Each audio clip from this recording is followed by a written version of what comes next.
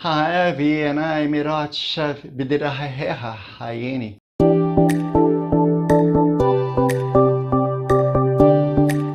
O estudo guiado modo 2, hoje nós vamos ver a fome como uma correção divina. E olha, esse período de fome que Israel passou, que a gente já conhece, já vimos 3 delas, são expressões de amor, coisa de pai e filho, você sabe como é que é. Qual tipo de correção você faz com os seus filhos, você que é pai e mãe, quando eles estão assim um pouco afastados do caminho? Mas é bom que a gente saiba que o que o Eterno usou como fome não tem uma outra finalidade, senão chamar o filho de volta para o caminho. Temos uma pergunta aqui. Professor, por que a fome em Israel pode ser vista como um ato de amor e correção divina, ao invés de um simples castigo? Fala aí para mim, você que é pai, você que é mãe. Deixa aqui no comentário. Simples castigo, como é que você usa simples castigo? Aproveita também, coloca o que é um castigo mais severo. Eu sei que você não vai usar a fome, mas olha, é bom que a gente saiba que o uso da fome, como a gente está vendo nesses estudos, eles não têm uma finalidade assim de... não é necessariamente pela desobediência. Mas insisto, a gente vai repetir isso, né? O Eterno está usando a fome como correção. Temos uma pergunta interessante. Professor, como esses episódios da fome podem nos ensinar sobre a necessidade de permanecermos nos caminhos de Deus hoje? Olha, é interessante usar a fome, né, como uma alternativa para voltar para o caminho. Mas deixa eu dizer, afastado dos caminhos do Eterno necessariamente não tem essa função punitiva, mas o que a gente vê também, o que a gente pode identificar, é que há uma escassez. Quando a gente sai assim do centro da vontade do Eterno, há uma escassez. E essa escassez ela não é apenas só espiritual. Tem uma escassez material, uma escassez relacional. E o Eterno não está querendo que a gente continue nessa batida, né? Nessa sequência. Então ele nos atrai. Agora nós vamos falar então agora da quarta fome. Fome nos dias de Juízes, Ruth 1:1. Foi a partir daí que ensejou a nossa série. Aproveita agora, já deixa aí o seu like, se inscreve no canal. Professor, o que é a história de Elimeleque, esse moço, olha, e a sua família nos revela sobre as escolhas que fazemos em tempos de crise? Essa pergunta me parece ela bem construída, né? Porque já viu uma escolha que deu errado, mas eu agora estou numa outra situação de fazer escolhas, mas eu não quero errar. E eu pego esse moço aí como referência, né? Então o que a gente pode identificar aqui é que essas escolhas, um pouco do que eu já falei, né? É quando o momento que o Eterno está trabalhando na nossa vida e vai encontrar refúgio no território do inimigo. Então o que a gente deve entender é que se a gente está num local onde o Eterno nos colocou e vem crise, vem tempestade, vem dilúvio, que a gente passa ali, porque quem autorizou a tempestade é a mesma pessoa que vai dar a gente o escape. Olha que pergunta interessante. Professor, quais Moabes modernas as pessoas buscam hoje e como podemos resistir a essa tentação? Olha, eu acho até que hoje é pior do que ontem, porque Elimelech, quando ele fez aquela besteira que ele fez, Moabe para ele foi um território. E hoje? Quais são os territórios? Hoje os territórios de Moabe são diversos. Pornografia, vícios de toda sorte, sabe? Tanta coisa que você já sabe o que são Moabes, né? E Moabes são territórios onde a gente é alimentado, é refrigerado, é proteção. Mas isso é perigoso, porque ao buscarmos essas Moabes, a gente sai do centro da vontade de Deus. E como a gente estivesse pensando assim, olha, Deus não é capaz para resolver esse problema, essa situação. A seguir nós temos a quinta fome. E eu vou pedir a sua ajuda. Essa quinta fome, ela está em 2 Samuel 21. Eu não estou muito certo quanto tempo foi.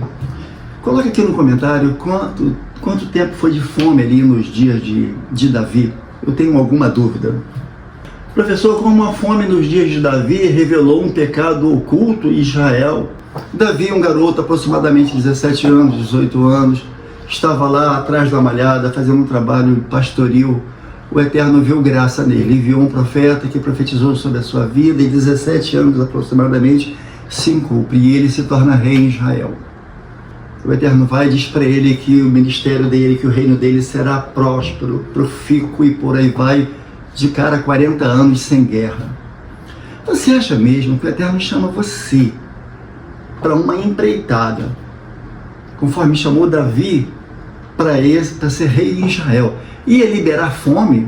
Você acha mesmo isso? Você não vê alguma incoerência?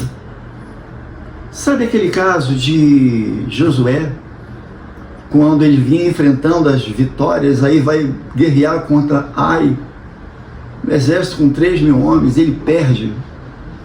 Interessante o que aconteceu com Josué. Ele viu que não era possível, ele estava vencendo todos, já perdeu logo para o time pequeno. Aí ele foi consultar Deus. E a mesma coisa aconteceu com Davi. Quando ele viu fome no seu tempo, ele falou, mas como assim? O Eterno se enganou? Tanto Josué como Davi, ambos tinham forte conexão com o Eterno. Eles foram consultar a Deus. A gente já sabe que no final da história, Deus revelou a ele que tinha um caso mal resolvido no governo de Saul. Isso mesmo, Saul aprontou, então tinha injustiça. Outra pergunta, professor, qual a importância de buscar a justiça e a reparação, conforme ilustrado nos tempos de fome de Davi? Eu disse, né? O Eterno mostrou para Davi que tinha caso de injustiça. Saul, no governo dele, ele foi injusto com os gibeonitas. Você conhece a história. E agora no reinado de Davi, que era o mesmo reinado de Deus, você pode concordar comigo, ainda assim tinha um caso mal resolvido. Hoje a gente chamaria de pecado oculto, coisa mal resolvida, coisa desse tempo. E as bênçãos do Senhor subiu, ele suspendeu suas bênçãos, seca, não teve chuva. Aí Davi, um homem conectado com o Eterno, o que ele faz? Ele identifica, talvez ele vai lá nas atas, né? E ele identifica isso, então ele faz esse reparo, ele conserta essa questão. E aí então ele atrai de novo a justiça, a graça do Eterno, né? E através da sua integridade, os erros são dissipados. E vem graça de Deus de novo para o povo. Professor, o que podemos aprender dos episódios da fome na Bíblia para a nossa vida espiritual hoje? Que legal isso, né? Boa pergunta. Olha, a história que Israel passou, com a desobediência, idolatria, tudo aquilo ali que você já sabe, e que o Eterno, então, precisou usar desse expediente de fome, e com esse processo redentor, né? A gente renova os propósitos, restaura a fé, busca, então, fortalecer uma nova conexão com o Eterno. Puxa, última pergunta. Professor, quais são os sinais de que estamos enfrentando uma fome espiritual e como podemos superá-los? Olha aqui, os sinais que a gente pode identificar que a gente está fraco, que a gente está com fome espiritual, não é uma coisa fácil. Sabe por quê? Porque a gente não identifica. E se eu não estou identificando que eu estou numa fome espiritual, querido, eu vou dizer para você, infelizmente, essa pessoa que você conhece, você não, mas essa pessoa que você conhece já foi picada pela serpente. O veneno já inoculou e já está funcionando, e a gente começa a observar a partir daqui uma estagnação na fé. Isso, distanciamento do povo de Deus, aquele pessoal que está ali, né, fechado ali, a gente começa a ver esse distanciamento. Alguns preferem agora estar usando os pregadores da internet. E olha, eu vou dizer para você, eu não estou falando nenhuma observação sobre os pregadores da internet, porque Deus usa quem Ele quer. E você agora mesmo está de frente de uma pessoa que talvez você não conheça.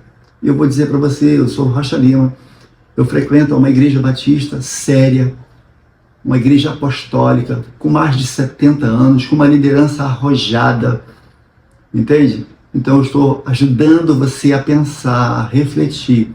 Mas quando a gente está com esse distanciamento, vem em nós uma frieza espiritual, uma escassez espiritual, uma escassez financeira, uma escassez relacional, e Deus fica à parte. E o que preciso fazer, professor? Fala comigo. Você deve orar e pedir direção a Deus. Mas eu vou te dar uma ajuda aqui. Você deve falar então, buscar correndo para o eterno. Meditar na palavra, conhecer aquela disciplina que você já conhece, entende? Restaurar a fidelidade, restaurar ali a confiança, tudo com o eterno. Porque, querido, olha só, é na igreja local que você tem a sua resposta. E quando a gente está com essa frieza, já está com essa fome, a gente já está bem afastado de Deus. Provavelmente, não sei se é o seu caso, certamente não, mas você conhece alguém que está com tanto problema, que já está vivendo um dilúvio. Isso mesmo, a água já está no nariz. Não tem mais jeito para mim. Repare só, a palavra dilúvio no hebraico é tavar. Essa mesma palavra, dilúvio, tavar, ela é usada para palavra. Professor, isso mesmo. Quando o Eterno falou para Noé entrar na arca, para Noé foi a arca.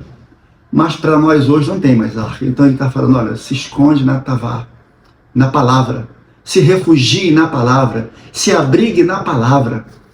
Ali você vai ter socorro bem rápido, no tempo favorável de Deus. Eu te agradeço pela coragem de você estar aqui. Convido você a assistir o módulo guiado, parte 1. Esse aqui é o parte 2. Falta mais uma ainda. Shalom, da Ritraot.